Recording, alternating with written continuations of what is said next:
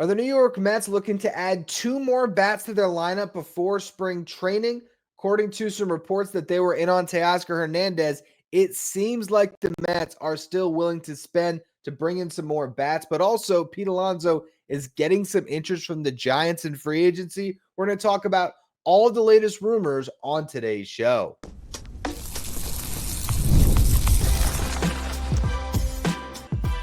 You are Locked On Mets, your daily New York Mets podcast. Part of the Locked On Podcast Network, your team every day. Hello to all you amazing Mets fans. You're watching Locked On Mets, part of the Locked On Podcast Network, your team every day. I'm your host, Ryan Finkelstein. If you want to find any of my work, follow me on X at Finkelstein Ryan. You can also find some of my writing at justbaseball.com, where I work as the managing editor. Today's episode is brought to you by Game Time. Download the Game Time app, create an account, use the code LOCKEDONMLB for $20 off your first order.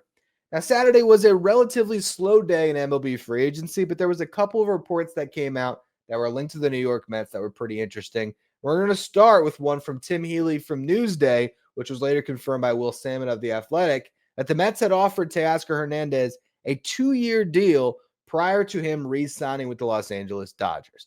Now, this is interesting on multiple fronts. For one, Teoscar Hernandez is an outfielder, and the Mets outfield is pretty full.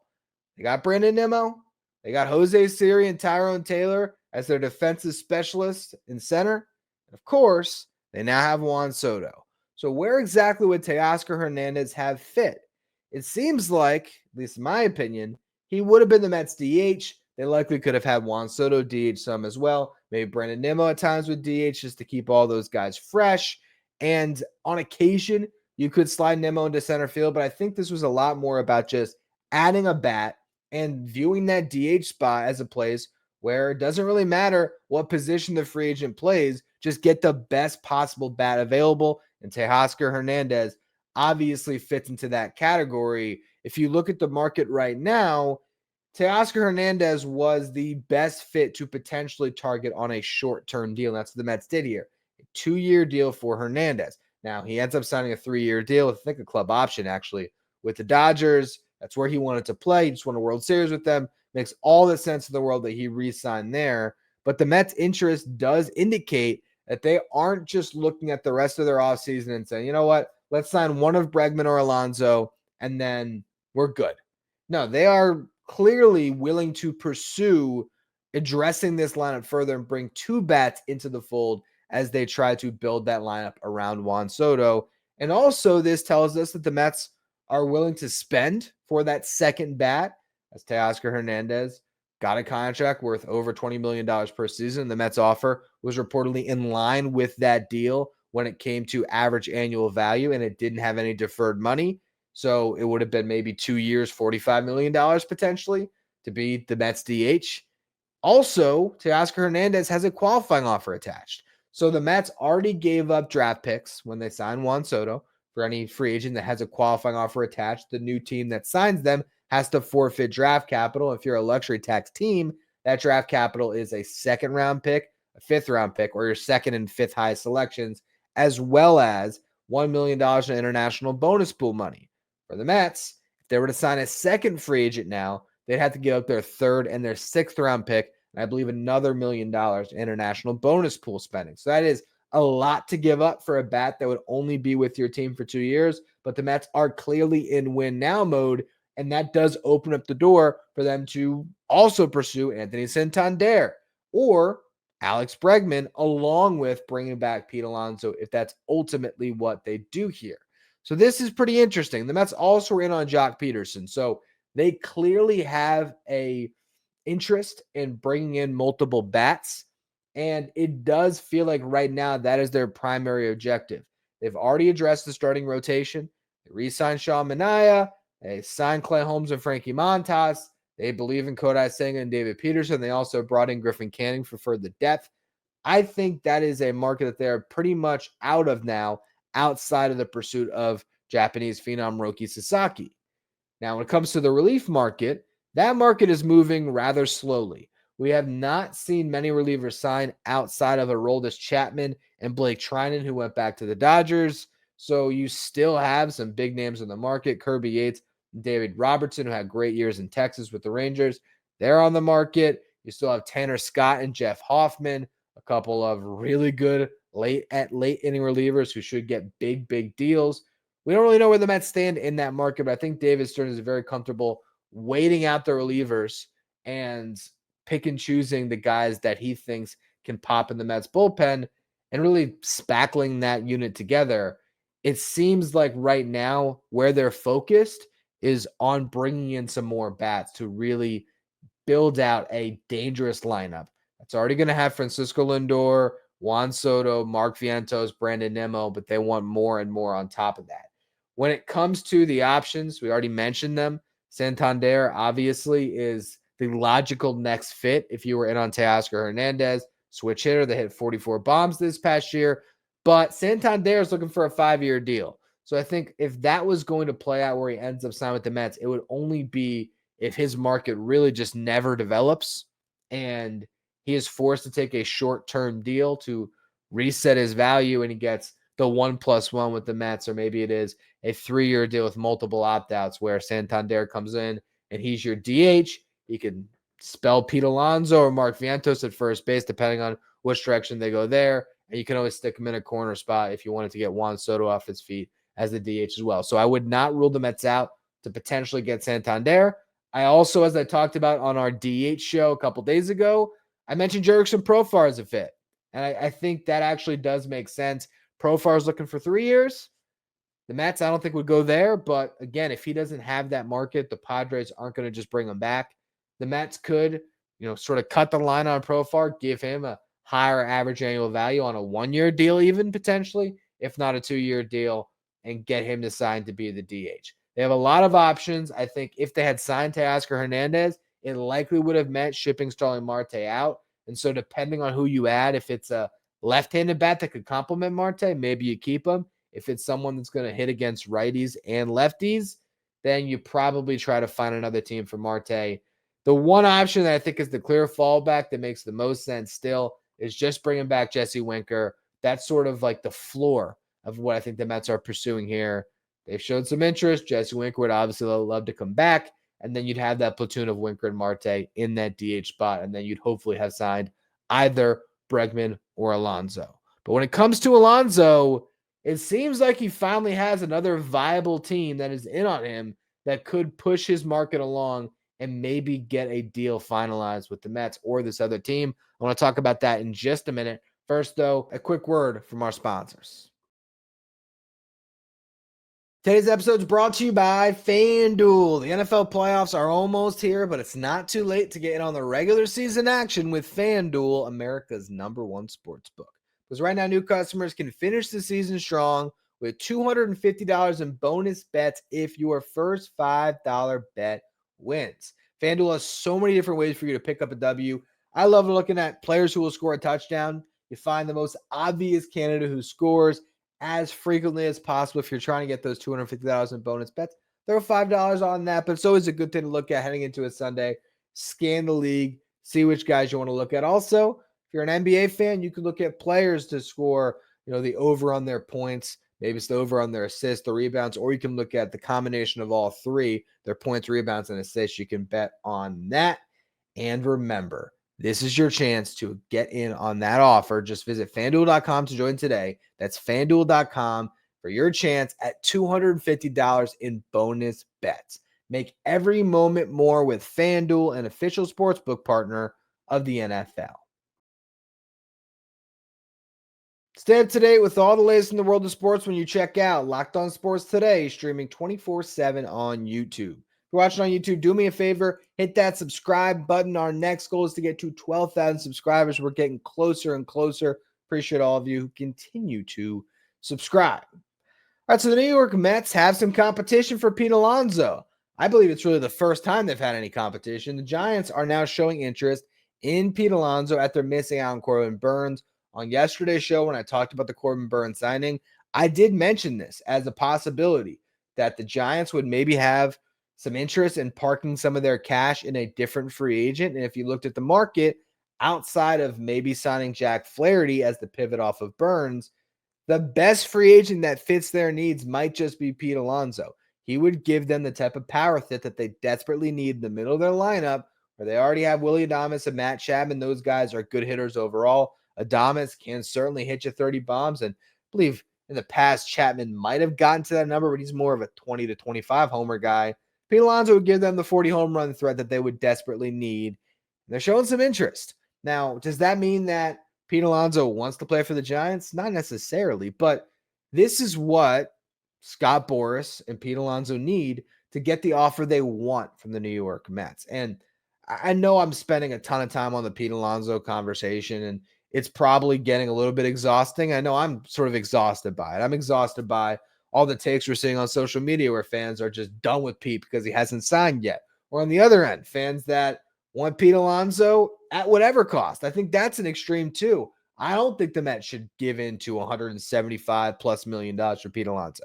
I think they should find a happy middle ground. And I actually think that another team being in the mix might force some action a little bit. Now, the question is, how will the Giants pursue Pete Alonso?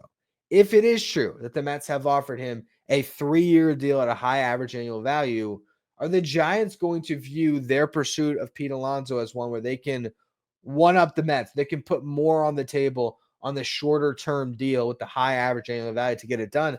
I don't think so. Because, yes, they did sign Matt Chapman and Blake Snell last year, to those types of contracts, the 3-year deals with opt-outs. But with Blake Snell, it was a very intricate contract. I think it was actually a 2-year deal, if I'm not mistaken. But it was a contract where there's a bunch of deferred money, and it just wasn't one that screamed a team that has the financial muscle to really play in these waters with Steve Cohen when it comes to average annual value. It feels like if it's a short-term deal, the Mets could really blow any team out of the water, especially if they already have a deal that would pay Pete $30 million per season. I just don't see another team getting close to that. I really don't. But I think where the Giants could get in the mix is they can make it uncomfortable for the Mets by going to a certain amount of years to sign Pete Alonso. They signed Willy Adames to, what was it, a 7-year deal, I believe? 7-year, like 162, if I'm not mistaken. Let me look up that contract to know for sure. Yeah, 7 years, 182. Matt Chapman got a long-term deal here. Let's see what Chapman's contract was. He just got the extension. 6-year, $151 million deal. So could the Giants put 6 years on the table for Pete? Or even 5 years? I think that's what could spark some action here. Now, if it is 6 years, this might be the one scenario where Pete Alonso is no longer a New York Met. If Pete gets 6 years or, even 7 years from the Giants, the Mets are looking at that. They might say no. They might pass on it, especially if they are the front runners to land Alex Bregman, or if they actually do land Alex Bregman.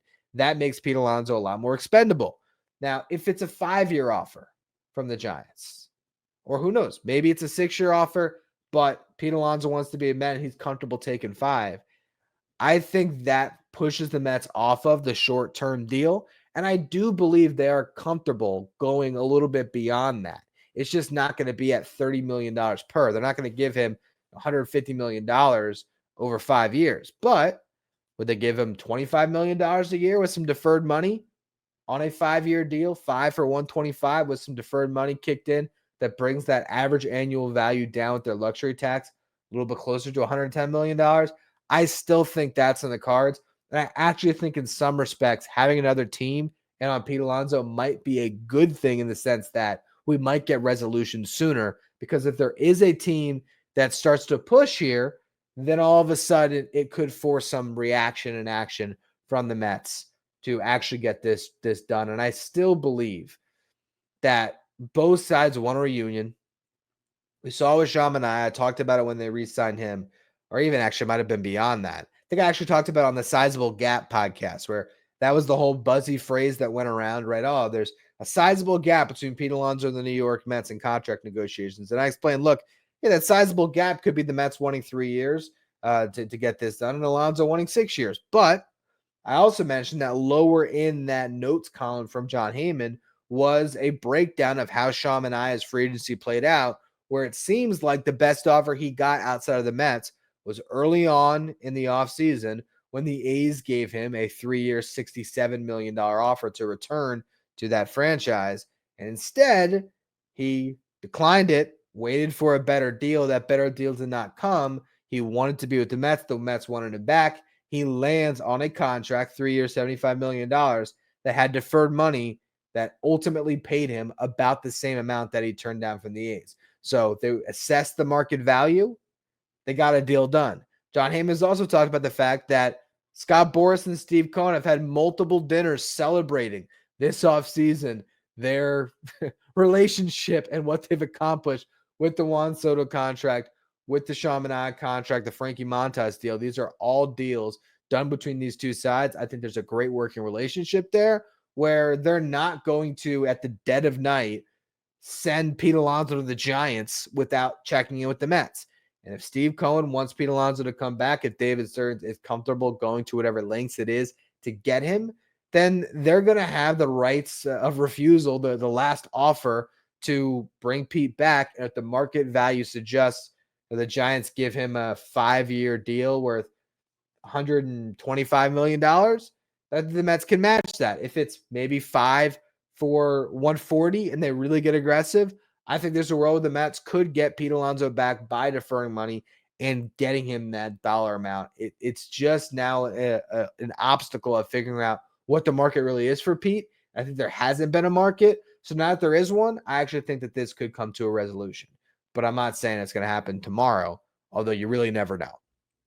Last thing on the Pete Alonso debate, debacle, whatever you want to call it, I think there's still that world that the Mets signed both Pete Alonso and Alex Bregman, and they're just sort of waiting out both of these markets. Bregman, it appears that the Tigers are still in on him, and there's the Red Sox. But that $200 million offer, it might not ever be put on the table for Alex Bregman.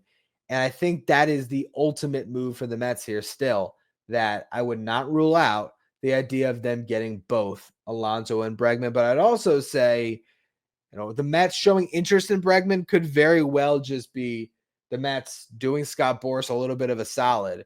And I'm sure they are interested in some respects, but maybe they're interested on a short-term deal. They might not want to sign Bregman to a 6-year contract, right? So it could be a little bit of posturing that allows that to be, linked, that possibility to be linked to Bregman. So it helps some of the negotiation with the other teams. We don't really know exactly how it's all going to shake out. But for now, what I will say is based on everything that has been reported, I would feel pretty confident the Mets are going to add 2 more position players this offseason. I still think Pete Alonso will be one of them. And then it could be Bregman, it could be Santander, it could be Profar, it could be Winker, or maybe they go into the trade market to get that other bat. I've identified a couple more trades that could make sense for the Mets. So I want to close the show there in just a minute. First, though, another quick word from our sponsors. Today's episode is brought to you by Game Time. Game Time is the fast and easy way to buy tickets for all the sports, music, comedy, and theater events near you. And Game Time Picks going to make it easier for you to get tickets for your favorite live events, because Game Time Picks is a feature that will filter out the fluff and show you only incredible deals on great seats, so you don't have to waste your time searching through thousands of tickets. You can also view your seat before you buy, so you know exactly what to expect when you arrive. And then the all-in pricing feature that will show you the fees up front, so you're not surprised when you go to check out.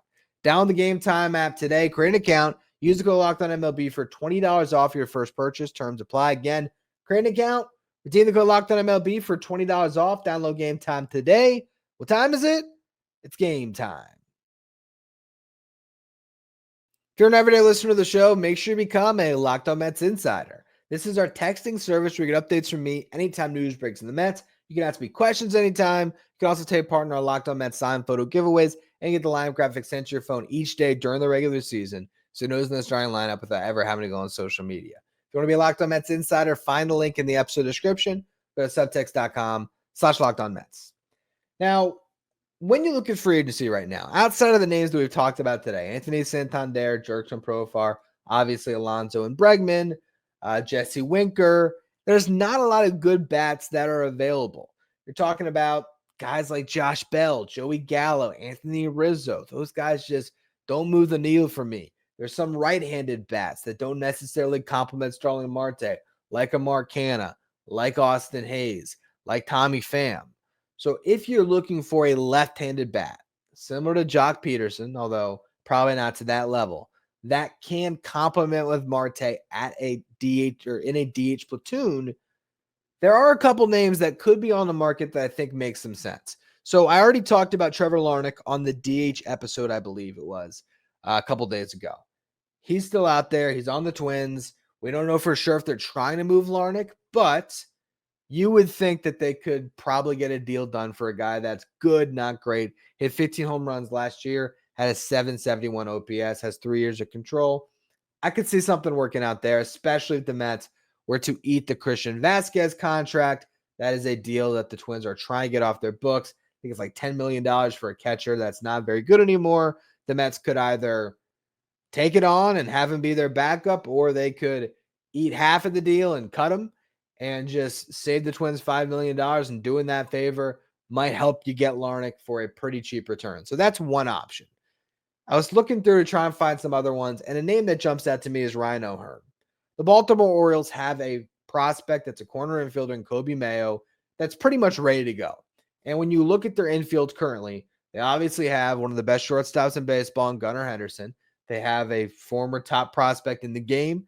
You know, at one point he was considered the top overall prospect in baseball going into last season, Jackson Holliday, who should be their everyday second baseman this year. They have Jordan Westbrook, who can be their third baseman.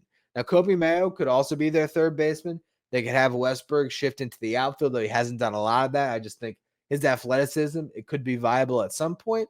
Or they could have Kobe Mayo play first base. But they have two pretty competent first basemen already. Guys that have platooned a little bit, gotten some time at DH. That is Ryan Mountcastle and Ryan O'Hearn. Now, Mountcastle does not necessarily complement Marte, as he is a righty who more thrives against left-handed pitching. It's not completely outside of the realm of possibility that the Mets would pursue Mountcastle, but I think they'd be looking at O'Hearn, who is a lefty who would actually complement Marte brilliantly, and O'Hearn is a free agent after this upcoming season. So I think the Orioles, looking at him as a rental, would be very comfortable moving him in the right trade, and you can get a guy that could be your primary DH, who last year hit 264, 334 on base, 427 slug. That's not incredible, but it's still solid enough. His walk rate, 9.3%. His strikeout rate, only 14% this past year. So that shows you that he gives you a really good disciplined at bat. And he hit 15 home runs. He's not going to completely change the world for you, but is Ryan O'Hearn a better hitter than Jesse Winker? I don't think it's that far off. I think those guys are pretty comparable. Now, obviously, you say, hey, we'll just sign Jesse Winker. And ultimately, I think that's still probably your best option. But Jesse Winker might get a better deal. You might be waiting out the market on Alonso and Bregman and Santander. And Jesse Winker wants to know where he's going to be in camp. And he signs a one-year deal with another team. Maybe he wants to go back to the Reds. You never know. So if Winker falls off the table, and you don't really have another option, maybe you signed one of Alonso or Bregman, but you weren't able to get another free agent. Ryan O'Hearn is a guy that's probably going to be in the market come spring training, and you can pull off a trade. Don't think it's going to cost you an arm and a leg. The Orioles certainly need some pitching depth. The Mets have some. I think they already had. Did the Mets get Paul Blackburn from the Orioles? No, they got him from the A's. Paul Blackburn was an Oriole at one point, so I don't know if that's going to be the fit, but maybe they like Tyler McGill, especially because he still has that option. That could be a trade that comes together pretty quickly. I don't know if you had to throw something on top of Tyler McGill. Considering the control, I actually don't think you would. That could be like a straight trade, McGill for O'Hearn. The Mets might value McGill more than a one-year rental, but honestly, I would probably do that trade where you bring in a left-handed bat that complements Marte really well and really improves that DH position. Now, beyond O'Hearn, beyond Larnach, there's one other name that jumps out to me. And actually, as I'm going through my notes, one other note. O'Hearn's going to make $8 million this year. It was a club option. So not a huge contract expenditure that would be helping the Orioles too much to get off their books, but still some money off their books. And the Mets obviously would have no problem paying that deal. The other name that jumps out to me actually is Jesus Sanchez from the Marlins. The Marlins are clearly open for business. They'll trade anybody. And Jesus Sanchez is their best bat now, as bad as that is to say, because they've just moved everybody. But Jesus Sanchez is a guy that is good, not great. I don't think the Marlins would be too hesitant to move him if they got a prospect they liked.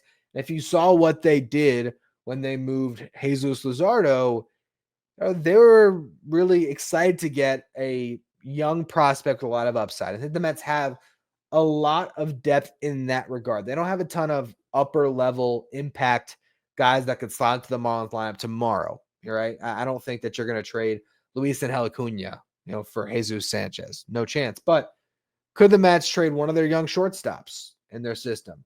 Whether that is, I don't think they would trade Jeremy Rodriguez or Jesus Baez, that they like those two guys, but could they send Marco Vargas back to the Marlins? Could they trade AJ Ewing? Could they, who's more of a second base prospect? Could they trade Nick Morabito, a center field prospect? I think the Mets can look at the back end of their top 30 prospects and pluck a couple of lottery tickets that the Marlins like and get a deal done for Jesus Sanchez. And Jesus Sanchez, you look at his stats overall, is about a league average hitter last year, but he is brutal against left-handed pitching. Those numbers were really watered down if you include those at-bats against lefties. When he just faces right-handed pitching this past year, Jesus Sanchez hit 276, 336 on base, 461 slug, 797 OPS, 118 WRC plus, that is weighted runs created plus, a stat that measures hitters on a league average of 100. It's very similar to OPS plus. 118 WRC plus means that Jesus Sanchez was 18% better than your league average hitter. That's a pretty solid guy to add into the fold. 15 of his 18 home runs came against right-handed pitching. 57 of his 64 RBIs came against right-handed pitching, and that came on a bad Marlins team where there probably wasn't a ton of traffic ahead of him on the bases anyway. He comes with 3 years of team control, so that, again, might inflate the package that you would need to give up a little bit. But I really don't think that you'd have to trade any of Jet Williams, Luis Angel Acuna, Drew Gilbert, Ryan Clifford. Like all of those top prospects you can probably hang on to. The Marlins have pretty much like very few catching prospects. They got the one guy last year. What was it? Agustin Ramirez, if I'm not mistaken, that I believe is a catching prospect that isn't great defensively. The Mets could throw Kevin Parada in this deal, honestly, along with a lottery ticket that the Marlins really like and probably get the deal done. I think the most you're giving up is a guy like Jesus Baez or Jeremy Rodriguez, and I think I'd probably be hesitant to do it just because Sanchez is not a perfect player. But would Jesus Sanchez make the Mets better next year? Could Jesus Sanchez be better with the Mets than he's been with the Marlins, especially if they shield him from left-handed pitching? I really think he can, and the extra years of control definitely make him a little bit more attractive. So I think those are some trade options that you should keep in the back of your minds, and I think those are deals that would likely come, if not in spring training, closer to spring training, after the Mets exhaust all their options in free agency.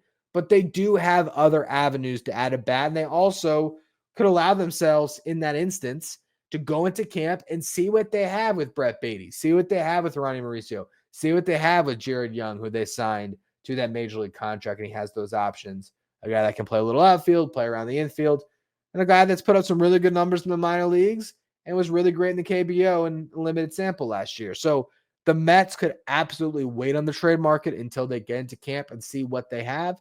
If they don't have enough, they can go out and they can find a left-handed bat on the market between Larnach, O'Hearn, Jesus Sanchez, and I'm sure there's some other names that could break free when we get to that point that the Mets might be able to jump on. For now, all eyes are obviously still on Pete Alonso and Alex Bregman, and I would keep in mind the idea of the Mets potentially at least nibbling in the market for Anthony Santander or Jurickson Profar, as they just look to stack the best possible lineup around Juan Soto. They're clearly one of these teams that views themselves as a World Series contender heading into 2025. Anyway, that's going to be all for today's edition of the show. I appreciate all of you who tuned in. Tomorrow's show will react to any more news or rumors that are out there, and if there is none, I will finally look into the free agent market and identify some relievers that the Mets should try to sign. It's a slow-moving market right now. That's why I haven't talked about it, but it's about time. So at some point in this upcoming week, I'm definitely going to do that. If you don't want to miss that show, or any of the other Locked On Mets coverage, make sure that you follow, rate, and review wherever you get your podcast. If you're watching on YouTube, hit that subscribe button. If you want to be a Locked On Mets insider, find the link in the episode description. Thank you for making Locked On Mets your first listener, your first watch every day. Now, for your second watch, head over to YouTube and check out the first ever 24/7 streaming channel covering everything in the world of sports. We're talking about Locked On Sports today with our local hosts from each team, league-wide hosts from each league. Find Locked On Sports today streaming 24/7 on YouTube.